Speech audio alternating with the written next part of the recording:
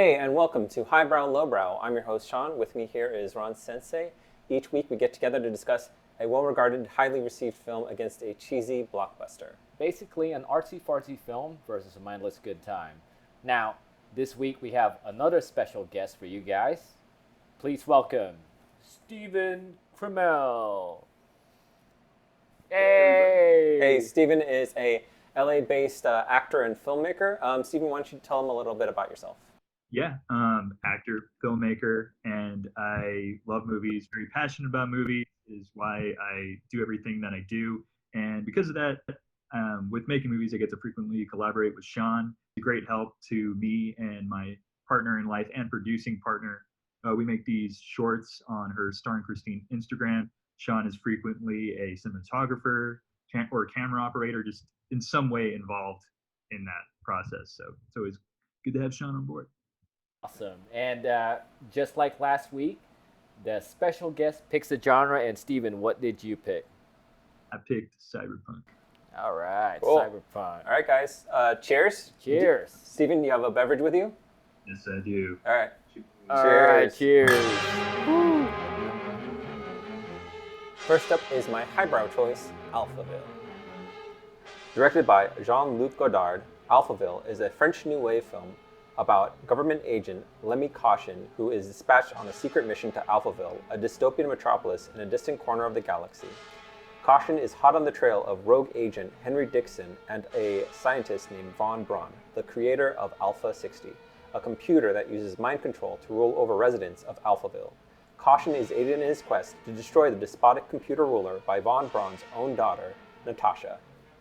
So, Steven, what did you think of this highbrow film?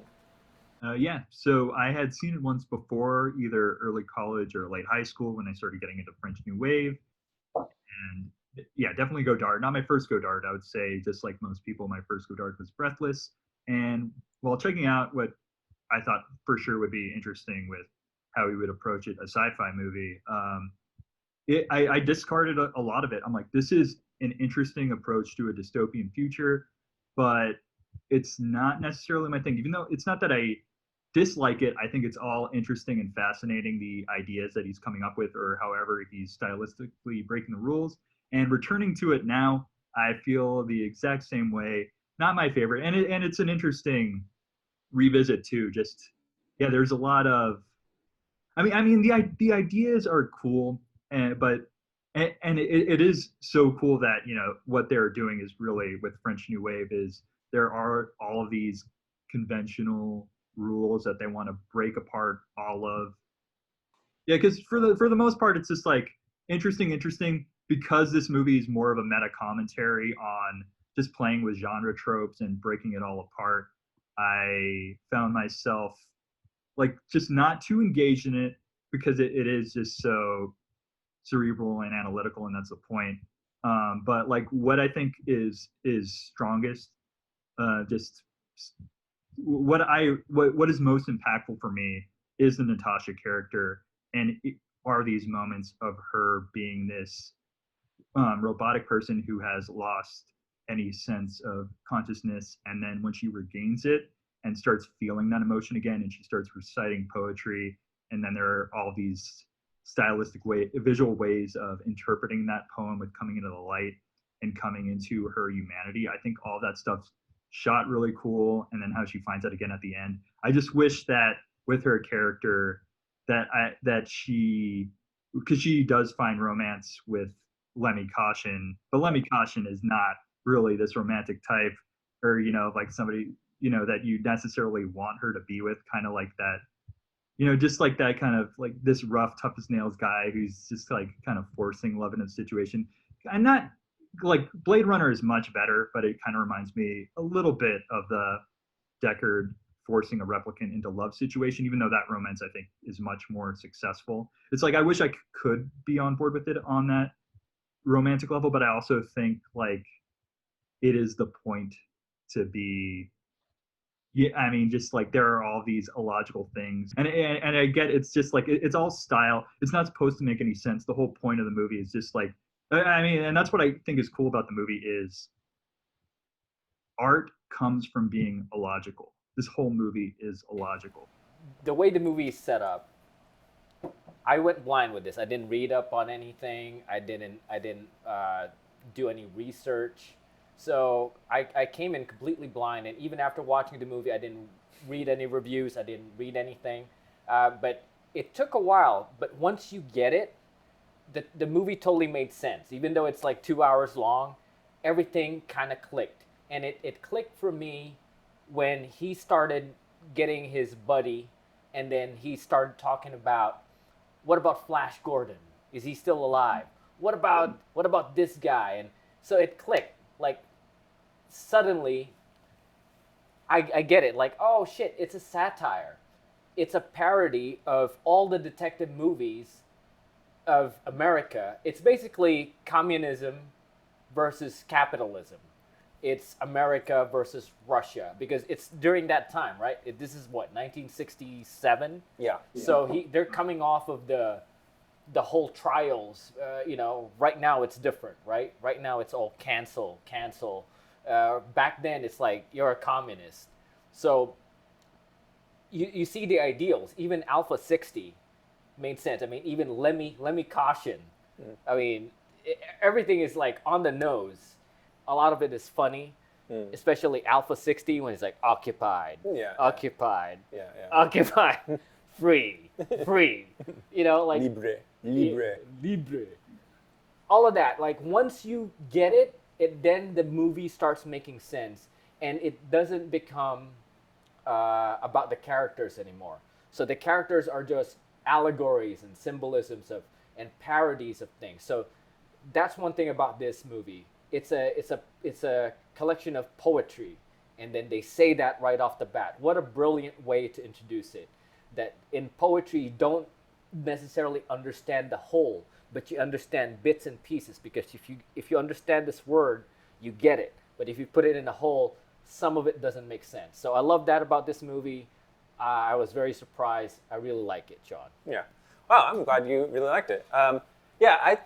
I definitely had an interesting time with this movie. I think both Roun and Steven summed it up really well.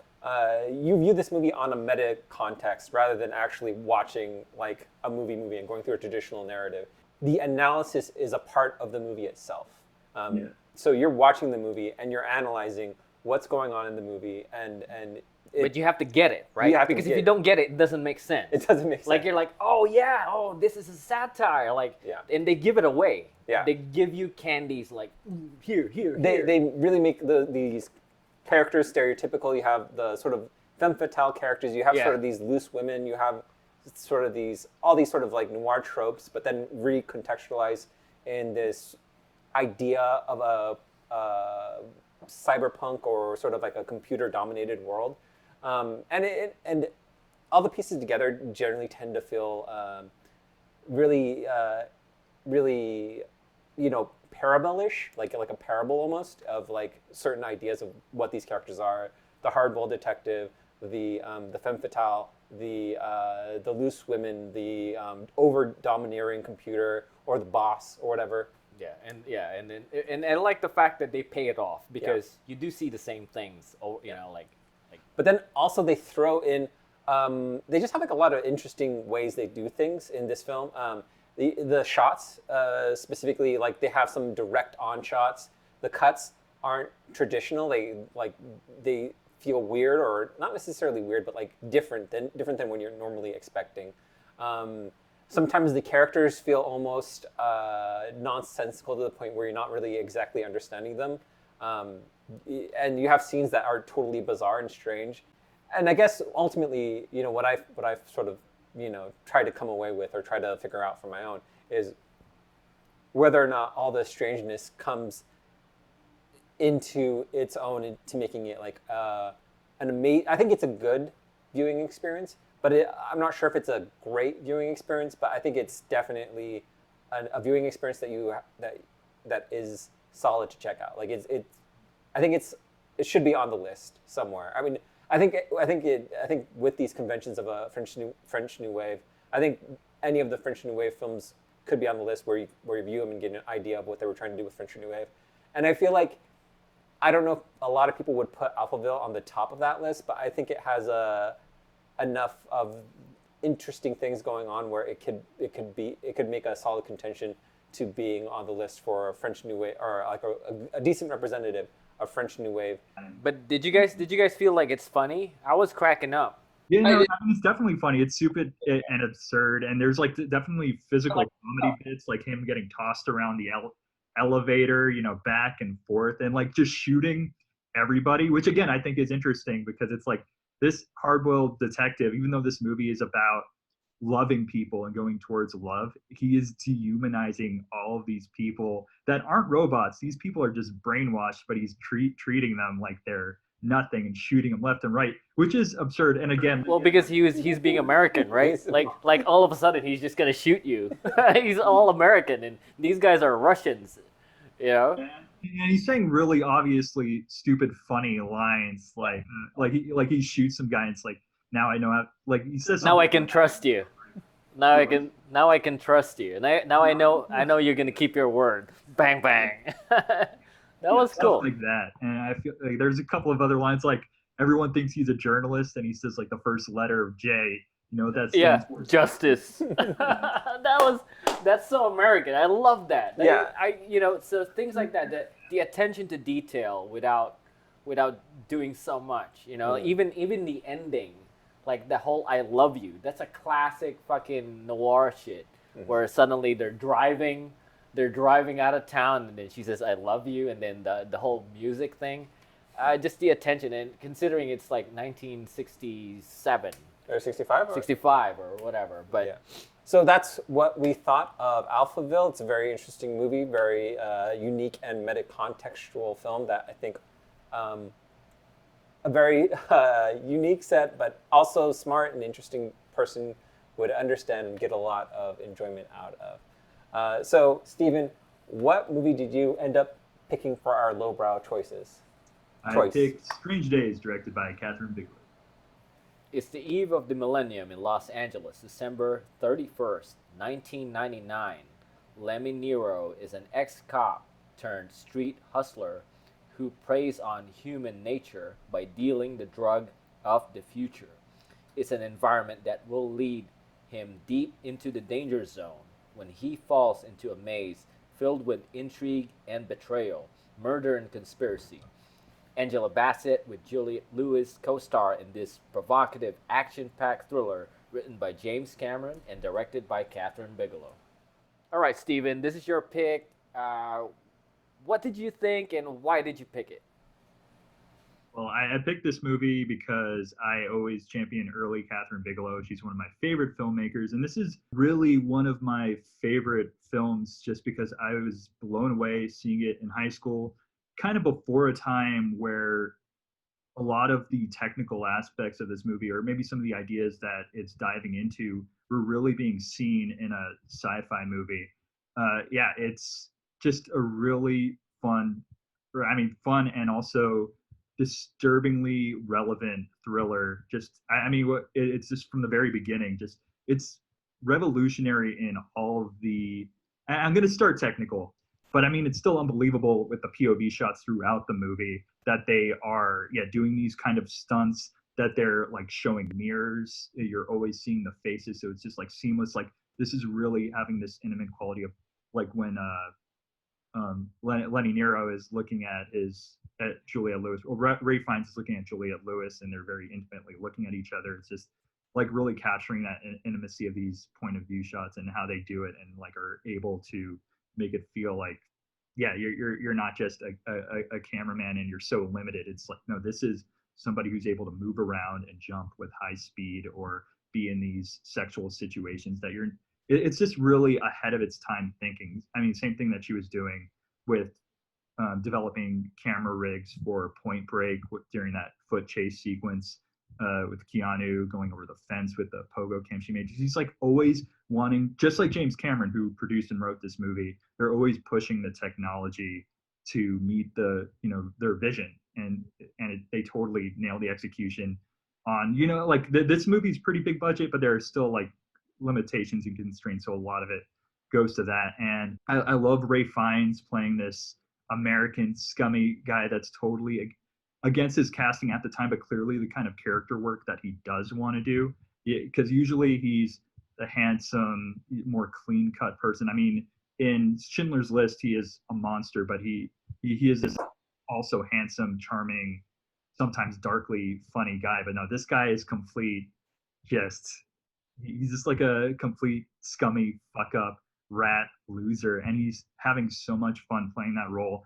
And Angela Bassett's freaking fantastic in the movie. He's not into her. You're only you're like you know this notice this really strong friendship and bond between the both of them, and then you start realizing it's like, oh shit, like they are she does love him and they should be together, and by the end you're rooting for them. So it's like the romance is progressively going in there, but for the most part she is this person just like he was there for her in life. He was there just like he was there for her during a difficult time. She's here for him during being at the bottom. So she's super. It's like the opposite of the whole, like, when you see like a girl love interest, and then the girl's falling for a jerk, and you're like as an audience, you're like, come on, like fucking that guy's the right choice. It's the opposite of this, because after a while you're like, come on, dude, like what the fuck, like get rid of that whore. Like, go with this girl. She can kick ass, and she loves you. She was staying with you the whole time. So, yeah, I love the development of that. Yeah, it's great. Yeah, because I mean, they give Juliette Lewis. It's just like there was something there before, but she kind of fucking sucks now, and and it's just like this guy. It's like you got to drop that ex love, and really there's that awesome growth of like moving on to see like what's in front of your eyes. It's like you don't expect us to have that romance, but it's really satisfying coming to the end of the movie where that's there. What about Private Pile, man? That guy is such a great actor. That motherfucker is so good. Whether he's Kingpin or this guy, just one look, he has that fucking look. Vincent D'Onofrio. Yeah. And Bickner are both great character actors. Yeah, exactly, too. Yeah. Oh my goodness. Yeah, it's great casting all around. What a cast! People haven't seen, like, look at everybody in this movie. Everyone. Yeah. I was also going to say it's just, and I also love this movie because Kathryn Bigelow, she is always wanting to say something politically, and even though Cameron developed the script more interested in these technological aspects, of our future and playing with. Reliving these sensory experiences. The fact that she reacted to Rodney King's beating and just knowing how important people having access to video technology and recording all these injustices with the police that was happening. And it's cool that Kathryn Bigelow feels so strongly to touch upon that in so many ways, just showing the importance of just visual proof of injustice, and that she was the kind of person who, she helped clean up the LA riots and was just really sensing the anger and just having a good understanding. And for Ray Fiennes to like see that and experience that through point of view, including like he's seeing like a rape through somebody's experience and just living through all of that. He's seeing, somebody like this famous black rapper wrongly executed. It's just like to have experiences that people need to see. It's so ensconced in 90s trapping and the pinnacle of 90s pomp a little bit, like with hard rock, with industrial music, blaring lights, super fast-paced action. The characters feel like very grimy in general. Like everyone feels like super grimy, except for maybe Angela Bassett's character. So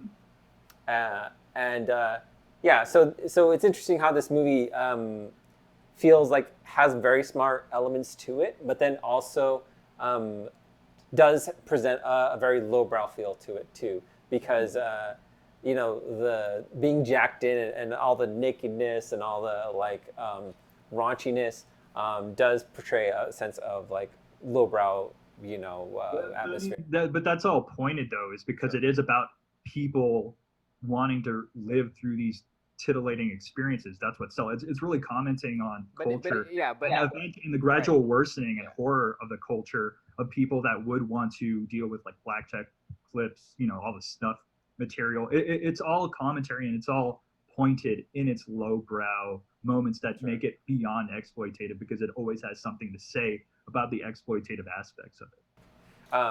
It is all the lowbrow elements sort of contribute. I mean, because it is sort of in the slums or in the doldrums of society, where like these seedy clubs, these sort of like new versions of drug dealers. So it represents that, but then within that, it explores that environment within the context of larger socio-political issues.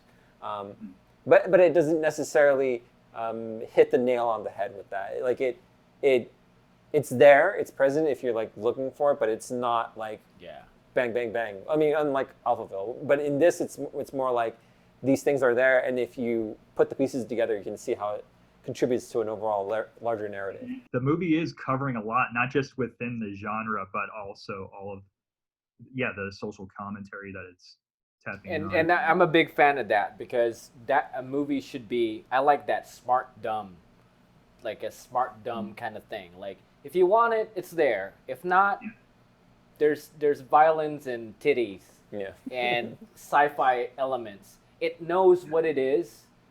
But then, if you want something else, then I love that. So that's what we thought about Strange Days. Next up is Verdict.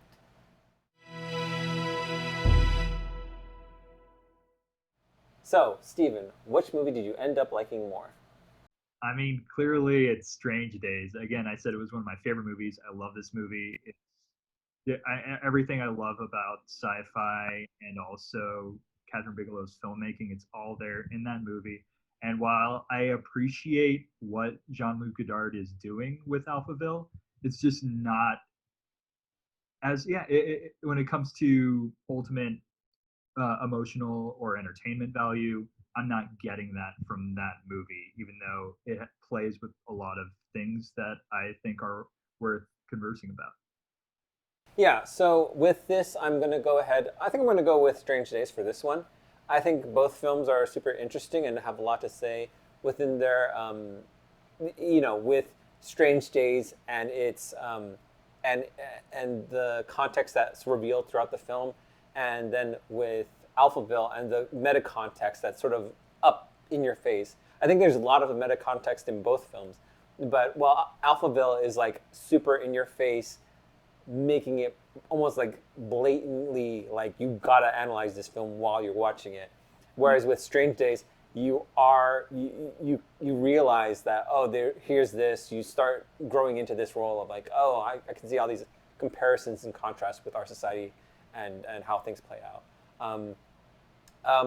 and so both films have that in spades. I do relate a little bit more to the 90s sort of aesthetic and era, because all the industrial rock, I saw those bands when I was a kid, all that good stuff, and then the narrative is more palatable. You can sort of just get into it and watch it and enjoy it on multiple levels, rather than have to be in a very specific mode to enjoy Alphaville, which is like analytical, meta-contextual. But if you are in that mode of like enjoying a meta-context and film that sort of throws convention to the wind, I think Alphaville probably does reward that to the next level. But Strange Days, you can enjoy it and not analyzing it, or you can also enjoy it just as the film itself, and then appreciate the certain elements of ingenuity and smartness that comes throughout the film. And then also, if you love sex and love violence, Strange Days got that in spades. So I do love sex, I do love violence, I do love meta context, I do love analysis, I do love the 90s.